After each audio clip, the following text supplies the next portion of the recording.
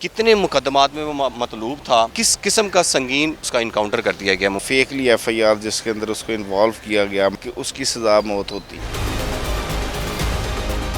381 की एक एफआईआर के अंदर जब हम उसको लेकर गए 2090/25 एक एफआईआर थी रिक्शा चोरी, डिस्चार्ज लिख के लाए कि ये इसमें बेगुनाह है। चीफ जस्टिस साहिबा ने हुक्म दिया कि इसको 29 को पेश करना है, जबकि वो 26-27 की दरमियानी शब को इनकाउंटर करके एक फेक एफआईआर साथियों की फायरिंग से जो है वो हलाक कर दिया गया।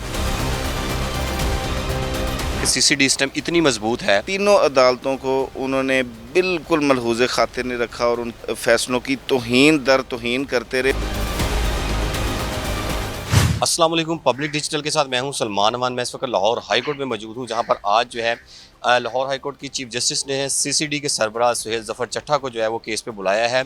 लाहौर हाई कोर्ट में रोज़ाना दर्जनों के केसेस में सीसीडी के पुलिस के खिलाफ जो है वो जो मुबैना इनकाउंटर है उसके खिलाफ दरख्वास्तें जो है वो दायर की जा रही है, जिस पर अदालत ने जो है आज सीसीडी के जो सरबराह हैं सुहेल ज़फ़र चट्टा उनको भी तलब किया है। और दरख्वास्त गुजार जो आते हैं उनमें एक ही इल्ज़ाम लगाया जाता है कि या तो वो कहते हैं कि हम शुबा है कि मुबैना तौर पर सीसीडी जो है वो हमारे चाहने जो हमारे अजीज़ हैं उनको जो है वो मुबैना तौर पर पुलिस मुकाबले में मार देंगे, या जो है जिनके मर्डर कर दिए जाते हैं वो लोग जो है इंसाफ के हवाले से यहाँ पर आते हैं। तो आज जो है एक बिल्कुल हट कर जो है वो केस सामने आया है। हम अभी तक मेरे समेत तमाम लोग ये समझ रहे थे कि सीसीडी तो मुकम्मल मेरिट पे काम कर रही है, लेकिन जो आज केस आया है वो आपके सामने हम रखते हैं। हमारे साथ इस वक्त AR नकवी साहब मौजूद हैं, हम इनसे जानते हैं। अच्छा सर, ये बताइएगा जिस पिटीशन में आप दायर पेश हुए हैं अदालत में, उस शख्स पर क्या इल्ज़ाम था और कितने मुकदमात में वो मतलूब था, और वो किस किस्म का संगीन जो मुकदमात में मतलूब था जिसको जो है उसका इनकाउंटर कर दिया गया मुबैना तौर पर। जी, वो किसी भी ऐसे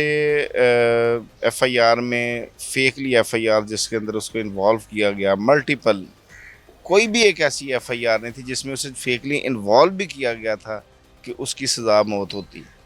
381 की एक एफआईआर के अंदर जब हम उसको लेकर गए 9/7/2025 को हमने एक बैलफ अपॉइंट किया राना इमरान शफ़ी साहब एडिशनल सेशन जज साहब का। तो जब हम वहाँ पे गए और उसको रिकवर किया तो उस पर जो है वो 2090/25 एक एफआईआर थी रिक्शा चोरी की 381। और उसके बाद वो जब 14 तारीख को दोबारा रिमांड के बाद आए तो बाकायदा तौर पे उस पर डिस्चार्ज लिख के लाए कि ये इसमें बेगुनाह है, और उसके बाद 40 के करीब एफआईआर्स के अंदर जो है वो कर दिया। और ये सारी चीज़ें मैजिस्ट्रेट साहब के इल्म में आ गई। मैजिस्ट्रेट साहब ने उसको 26 को बुलाया हुआ था, 25 को बुलाया हुआ था, 27 को बुलाया हुआ था, उसके बाद मुसलसल बुलाया हुआ था और जुडिशल लॉकअप भेज दिया गया था। जुडिशल लॉकअप पे जब मैंने अपना वकालतनामा सेंड किया तो वहाँ से पता लगा कि कैंप जेल में वो मौजूद नहीं है। उसके बाद हमने कोट लखपत जेल में भेजा, वहाँ पे भी मौजूद नहीं है। तो फिर हमें जो है वो ताज्जुब हुआ और हमने 23 तारीख को जो है वो पिटीशन यहाँ पे दायर की, जिसकी 24 को समाअत हुई और 29 को ऑनरेबल हाई कोर्ट ने चीफ जस्टिस साहिबा ने हुक्म दिया कि इसको 29 को पेश करना है, जबकि वो 26-27 की दरमियानी शब को इनकाउंटर करके एक फ़ेक एफआईआर जो सो कॉल्ड हमेशा उनका मुबैना हुआ होता है कि जी साथियों की फायरिंग से जो है वो हलाक कर दिया गया, तो वो लेकर आ गए। देखिए, ये आपकी बात से ही लग रहा है कि सीसीडी इस टाइम इतनी मजबूत है कि जुडिशल मजिस्ट्रेट ने मुलज़म को जुडिशल लॉकअप में यानी कि जेल भिजवा दिया।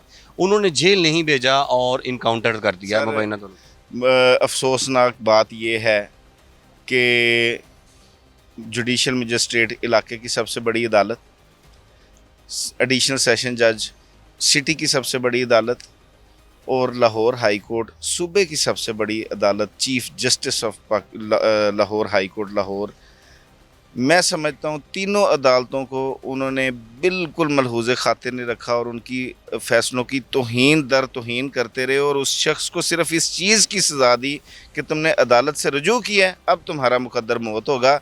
4 लाख रुपए उस खातून से मांग रहे थे। मैं ये सोच रहा हूँ कि काश उस वक़्त मैं उसे कहता कि जाओ 4 लाख दे दो और अपना बदला बचा लो। ये 4 लाख सीसीडी के कौन से थाने के सर, ये एहलकार या कौन सी टीम मांग रही? खातून जब मेरे पास पहली दफ़ा आई और इसी जगह पे हाई कोर्ट यहाँ पे मिली, इससे पहले कोई मुलाकात नहीं थी, और उसने कहा कि सर मुझे किसी ने कहा कि वो वकील साहब खड़े हैं, उनके पास आप जाएं, वो आपका काम कर देंगे। मेरा हस्बैंड इस तरह जो है इलीगल डिटेन हुआ है मुस्तफ़ा टाउन थाने में। 30 तारीख से उन्होंने इलीगल डिटेंशन में रखा है। हम 30/6 को लाहौर अब सैर व तफरी के लिए आए थे, साथ उसके 4 साल का बच्चा भी था। और उस बेचारी ने जो है वो मुझे बताया कि जनाब वो कह रहे हैं कि जी 4 लाख रुपया दे दें, मैं गरीब औरत हूँ, मैं मेरे पास तो ये कपड़े हैं, शॉपर है जो मैं अपने खावंद का लेके फिर रही हूँ। और वो एंड तक आप उसकी वीडियो देखें, वो उसके कपड़ों का शॉपर उस अपने खावंद की चीज़ें वैसे ही लेके यहाँ पे दर बदर फिर रही थी। तो ये जो कत्ल हुआ है इसका ज़रूर इंशाल्लाह ताला अल्लाह की अदालत में भी होगा। मैं बीइंग कौंसल जो कुछ कर सकता था मैंने उस अदालत ने दोनों जेल के सुप्रीडेंट को भी तलब किया था। अदालत ने जो रिपोर्ट जमा करवाएगी वो रिपोर्ट क्या थी, ये तो पढ़ के बताएं ना जरा। देखें, वो रिपोर्ट की एक कॉपी मुझे मुहैया करनी चाहिए थी लेकिन अभी तक नहीं की गई, और मैंने ये डिमांड की थी ऑफिस से भी कि मुझे जो है वो कॉपी मिले। तो मैं इंशाल्लाह वो उसके एग्जैक्ट वाइफ जो है वो आज तो केस था तो फौरी बात जो है वो देख के इंशाल्लाह उसके ऊपर देखेंगे। लेकिन उसके अंदर यही था कि एक पुलिस मुकाबला उन्होंने झूठा किया कि जी 2 साथी मोटरसाइकिल पर आए और उसको जो है वो अपने ही साथियों की फायरिंग से, जो इनका रोज़ का वतीरा है। और देखें, अल्लाह ताला ने बाकायदा तौर पे चीफ़ जस्टिस साहिबा को भी इस हकीकत का पता लग चुका हुआ है। मैं समझता हूँ और उम्मीद रखता हूँ इंशाल्लाह कि बेहतरीन फ़ैसला होगा। उसके 2 छोटे छोटे बच्चे हैं, उनको ज़रूर इंसाफ मिलेगा, और जिन्होंने ये गलत इनकाउंटर किया उनको कैफ़रे किरदार तक पहुँचाया जाएगा। और चीफ़ जस्टिस साहिबा ने बाकायदा तौर पर उसके अंदर डायरेक्शन भी फरमाई कि उस खातून की जान को ख़तरा है, उसकी जान को भी ये डाल रहे हैं। और आप हैरान होंगे कि आज तक अभी तक उस खातून का कल से नंबर बंद है और उसका नंबर जो है वो नहीं मिल रहा, उसके नंबर पे मेरा कोई राब्ता नहीं है। जबकि चीफ़ जस्टिस साहिबा ने भी कहा कि आप उससे रब्ता करें। मैंने उस वक्त भी रब्ते की कोशिश की, उसके बाद अभी तक जो है रब्ते की कोशिश डेड कर बॉडी रही किसने फिर वसूल की? है। डेड बॉडी के ऊपर जो रिसीविंग है उसके भाइयों के अंगूठे लगे हुए हैं, जो कि मुझे सिर्फ जबकि कोर्ट के पुलिस अंदर। से पुलिस किसी कार आपको कॉल आई, आपसे वो खतून का नंबर मांगा था, वो बताइएगा। मैं बताता हूँ आपको कि पुलिस के अहलकार की जब हम 28 को मैं आया अपने रूटीन में, तो मुझे एक कॉल आती है सुबह 9:30 बजे के करीब। मेरा केस लगा हुआ था लाहौर हाई कोर्ट में ही, तो मैं जब 28 की सुबह को आया तो मुझे एक नंबर से कॉल आई, अननोन था, पहले नहीं था मेरे पास। उसने कहा कि जी वो ताहिरा बीबी रेट आपके पास है। मैंने कहा जी है, उसका नंबर हमें चाहिए। मैंने कहा खैरियत है। उसने कहा जी वो तनवीर की तबीयत ख़राब है, जो डिटेनियो था उसकी तबीयत ख़राब है। मैं कहा यार असल बात बताओ। मुझे शक गुजरा हालात देखते हुए भी और उनकी धमकियां देखते हुए, और जब बीबी रोती थी कि इन्होंने मेरे बंदे को मार देना है, तो वो सारी चीज़ें देखने के बाद जब मैंने उससे पूछा कि असल बात बताओ, कहता जी जो आप समझ रहे हैं ना वैसा ही है। मैंने कहा उसको मार दिया गया? कहता जी हाँ जी आप समझ लें कि मार दिया गया। वो उसने वाज़ेह अल्फाज में कहा, लेकिन मेरी हिम्मत नहीं पड़ी कि मैं उस खातून को ये बता सकूं कि मुझसे वो हमेशा पूछती थी कि जी चीफ़ जस्टिस साहब अब मेरा खामन मिल जाएगा, तनवीर आ जाएगा। तो मैं यही कहता था कि अब कुछ नहीं होगा, क्योंकि अब हम चीफ़ जस्टिस साहिबा के पास आ गए हैं लाहौर की, क्या सूबे की सबसे बड़ी अदालत के पास हम आ चुके हैं। इंशाल्लाह अब तुम्हारा बंदा महफूज है। इनको 29 को जिंदा सलामत प्रोड्यूस करना ही पड़ेगा। लेकिन अनफॉर्चुनेटली मेरे पास उसके लिए अल्फाज नहीं थे। मैं खामोश रहा और मैंने जो है सोच में पड़ गया कि ये क्या होगा। उसके बाद उसने फ़ौरन कॉल की उस खातून को, फिर उसका रोते हुए मुझे फ़ोन आया कि जी उन्होंने उसको मार दिया है। अब वो डेड बॉडी ले जाना चाहती थी लेकिन उसकी जान को ख़तरा था। उसके बाद से अब तक मेरा उससे कोई रब्ता नहीं है। वो आई लाहौर हाई कोर्ट चीफ साहब के पास 28 तारीख को, उसने एप्लीकेशन कल दी। अब आज की उसकी कोई सिचुएशन नज़र नहीं आ रही, वो ज़िंदा है नहीं है। बल्कि आपके इस चैनल के तवज्जो से उसके रिलेटिव्स, तनवीर के रिलेटिव्स को मैं पैगाम देना चाहता हूँ कि 4 अगस्त को चीफ़ जस्टिस साहिबा के पास इंशाल्लाह, मैं आज भी उम्मीद रखता हूँ कि इंशाल्लाह चीफ़ जस्टिस साहिबा के पास हमें इंसाफ मिलेगा।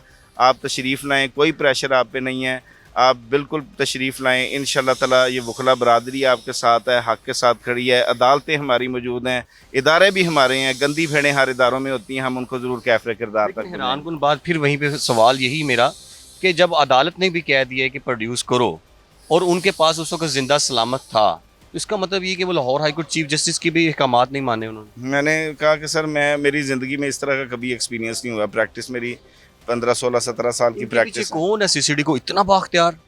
देखें सर, ये जो इस वक्त स्टेट को काम करने पड़ रहे हैं और जो इस किस्म के इदारे कर रहे हैं, इसकी कॉन्सिक्वेंसेस बहुत ख़तरनाक होंगे। उस तनवीर के बच्चे जो हैं वो बड़े होकर जब उन्हें पता लगेगा कि रियासत हमारी माँ ने हमारे बाप को कत्ल किया तो वो दहशतगर्द बनेंगे। ये बहुत ख़तरनाक अलमिया है। आप ज़रूर क्रिमिनल्स को मारें, जो हाईलाइटेड क्रिमिनल्स हैं उनसे तो आपकी जान निकलती है। मैं लिस्ट देता हूँ, आपकी रूह कांप जाएगी आईजी साहब। मैं चैलेंज से कहता हूँ आपकी रूह कांप जाएगी, आप डर जाएंगे। आप वज़ीर आला साहिबा आप भी कुछ नहीं कर सकेंगे। मैं समझता हूँ कि वो इतने बड़े क्रिमिनल्स हैं कि आप लोग कुछ उनका कर ही नहीं सकते। आप आएँ, मैं आपको नाम देता हूँ, लिस्ट देता हूँ, पकड़ें उन्हें। मेरा चैलेंज है ये, वहाँ उनकी तरफ देखें भी, वो कहेंगे नहीं नहीं वो तो बड़े, और 150 FIR 70 80 9C की FIRs हैं, उन मुलजमान को क्यों नहीं पकड़ते ये? यानी गरीब क्रिमिनल के लिए और इंसाफ, और अमीर क्रिमिनल जो इनको पैसे भर देता है उन उसके लिए और इंसाफ, ये दुरुस्त नहीं है। अगर 3-4 लाख रुपए दे दिया जाता तो शायद तनवीर भी इस वक्त जिंदा होता। जी बिल्कुल, अनफॉर्चुनेटली मैं ये कह समझता हूँ कि मैं जो है, मुझे उस वक्त ये मशवरा दे देना चाहिए था। लेकिन आपको तो अदालतों पे एतमाद था ना। हाँ जी, मुझे अदालतों पे एतमाद था, अभी भी है। एक आखिरी उम्मीद की एक आखिरी किरण चीफ जस्टिस साहिबा की है, हमें इंशाल्लाह अल्लाह से उम्मीद जो रख। 40 पर्चे दर्ज किए आप बता रहे थे ऑफ द रिकॉर्ड कि एक पर्चा जो है उसको तब उसको हाँ जी। नामजद किया गया। एक यानी हैरत अंगेज़ बात यह है कि मुझे जब मैं यहाँ पे रोस्टम पे खड़ा हुआ था तो मुझे आवाज़ आई कि जी 2002 की एक FIR में था, अप्रॉक्सीमेटली उस लड़के की एज 30-32 साल थी, और अगर 2002 से मैयर किया जाए तो उसकी तो 7-8 साल एज बनती है टोटल। यानी वो उस वक्त 8 साल 6 साल जब बिल्कुल वो नाबालग था, इमेच्योर था, तब वो वारदातें करता था। यार कोई इनकी कोई वो नहीं है क्राइटेरिया। मैं यही कह रहा हूँ कि आप ओरिजिनल क्रिमिनल्स को पकड़ के मारें कम से कम। अच्छा, इसकी 381 की सज़ा थी ना, चोरी सज़ा बनती है मैक्सिमम इसकी, 7 साल सज़ा बनती है मैक्सिमम इसकी। चोरी में शरई आप देखें तो हाथ काटने बनते हैं, आप हाथ काट देते उसके, जान से मार दिया यार। बहुत शुक्रिया।